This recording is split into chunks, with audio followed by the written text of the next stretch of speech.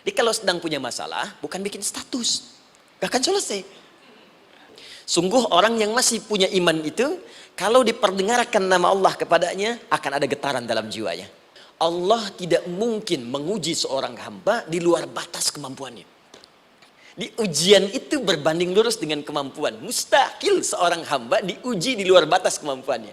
Jadi kalau Anda sekarang pun sedang punya masalah sebesar apapun, kata Allah, memang cuma kamu yang sanggup, yang lain tidak. Kata Allah, hadza baini wa baina abdi. Ini perjanjian antara aku dengan hambaku.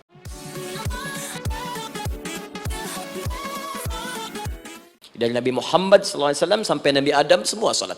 Coba ulangi. Nanti dalil singkatnya dari Quran surah keempat ayat 163. Paling kiri sebelah atas di mushaf. Inna auhayna ilaika kama auhayna ila Nuhin wan nabiyyina min ba'di.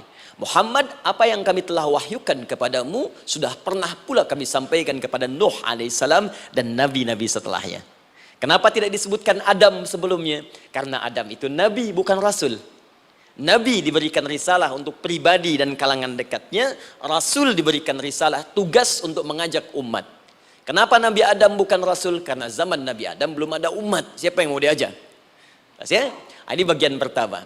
Jadi kalau kita hari ini masih mendapat kesempatan sholat, alhamdulillah, ini artinya sampai hari ini kita masih benar-benar manusia. Kan kalau ada orang yang kemudian tidak mau beribadah apalagi sholat, terkhusus ketika dia beriman, maka penting dipertanyakan, masihkah ada iman dalam dirinya? Karena itu kata Allah dalam Al-Quran, surah ke-8 ayat yang kedua, aku akan perdengarkan namaku, sehingga ketika disebutkan itu, kita bisa menguji adakah getaran iman dalam jiwa kita. Quran surah 8 Al-Anfal ayat kedua. Innamal mu'minuna alladzina idza dzukirallahu wajilat qulubuhum. Sungguh orang yang masih punya iman itu, kalau diperdengarkan nama Allah kepadanya, akan ada getaran dalam jiwanya. Karena itu setiap hari 5 kali diperdengarkan nama Allah. Untuk menguji di jiwa kita masih ada iman tidak? Bahkan dari bangun tidur, bayangkan waktunya dibagi sempurna persis. Dari mulai subuh baru bangun, menjelang ke siang, mau berakhir siang ke sore, sore pindah ke maghrib, hilang kemudian muncul gelap malam. 5 kali persis dibagi waktu. Diperdengarkan untuk menguji, kira-kira setelah subuh siang masih ada nggak iman? Sore masih ada nggak? Ya Allahu Akbar, Allahu Akbar. Karena itu kalau iman masih ada melekat di jiwa kita, demi Allah saya katakan, begitu kita mendengar suara azan, pasti hati kita akan mengatakan, Allahu Akbar, Allahu Akbar. Wih, sudah azannya. Pernah begitu? Ya, walaupun mungkin setelah selesai, la ilaha illallah, baru azan, belum qomat.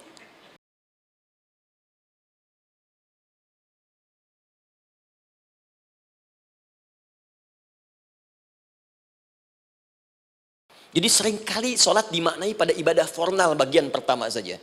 Adapun yang keduanya, ini yang jarang digali. Padahal sekali saja dalam sehari, itu 5 kali Allah menunggu kita. Ternyata sholat itu satu-satunya wasilah ibadah yang disebutkan dalam Al-Quran untuk langsung memohonkan semua kebutuhan yang kita rasakan. Bahkan sebelum kita diminta sholat, itu kalimat pertamanya bukan ibadahnya. Kata Allah, kau punya masalah apa? Sedang butuh apa? Sedang punya problem apa? Buka Quran surah kedua Al-Baqarah ayat ke-45 sampai 46. Paling kanan pertengahan di usap. Wasta'inu bis-sabri was-salah. Perhatikan kalimatnya, indah sekali. Ya Allah menempatkan sholatnya bagian kedua.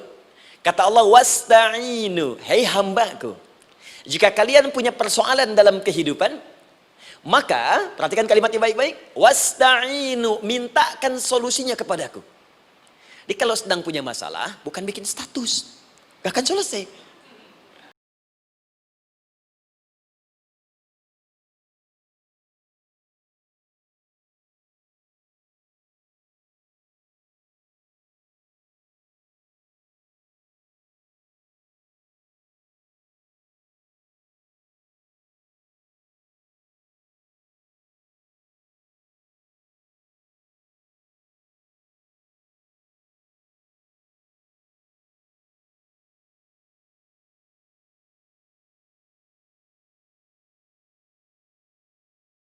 Allah tidak mungkin menguji seorang hamba di luar batas kemampuannya.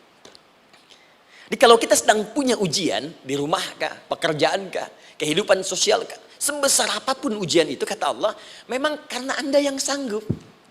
Kalau nggak sanggup, nggak akan diuji.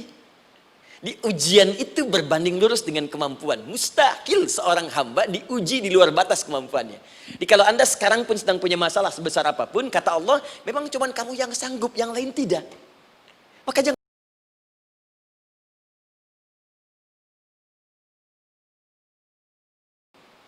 jangan mengeluh. Jangan Anda katakan, ya Allah, why me? Kenapa saya? Kata Allah, why not? Memang kamu yang mampu. Yang lain tidak. Nah, ketika Anda bisa menerima itu dengan sabar, baru datang kalimat kedua. Wassalah. Kemudian datang tunaikan salat dan mintakan solusi kepadaku lewat salat.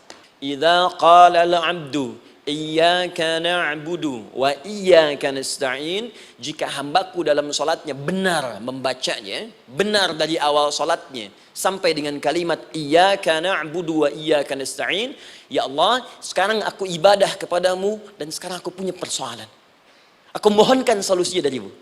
Kata Allah, hadza baini wa baina 'abdi. Ini perjanjian antara aku dengan hambaku. Wali 'abdi, hadisnya qudsi, wali 'abdi, kalau hambaku benar salatnya sampai kalimat ini, masa'alah, apapun yang dia minta sekarang, aku akan kabulkan. Aku akan kabulkan. Pertanyaan saya, berapa di antara kita yang sholat sampai detik ini, ribuan kali ruku dan sujud, yang memanfaatkan momentum ini untuk memohon? Siapa di antara kita yang ketika sholat memohon kepada Allah solusi? Jangan-jangan selama ini sholat itu hanya menjadi formalitas saja. Takbir, ruku, sujud, salam, selesai. Takbir, ruku, sujud, salam, selesai. Padahal Allah sudah menunggu hambaku, kamu itu punya masalah apa? Makanya setiap waktu dibagi 5 supaya hidup kita ringan. Subuh ke zuhur punya masalah, zuhur sholat. Begitu kita mohon, tuntas masalah itu. Zuhur ke asar punya persoalan, asar sholat. Dijawab oleh Allah, tuntas persoalan itu. Karena itu semua nabi dan rasul, bahkan orang soleh, ketika punya persoalan dalam hidupnya, even itu hanya menulis karya ilmiah, maka mereka akan memulai dengan sholat dan minta kepada Allah Subhanahu wa ta'ala.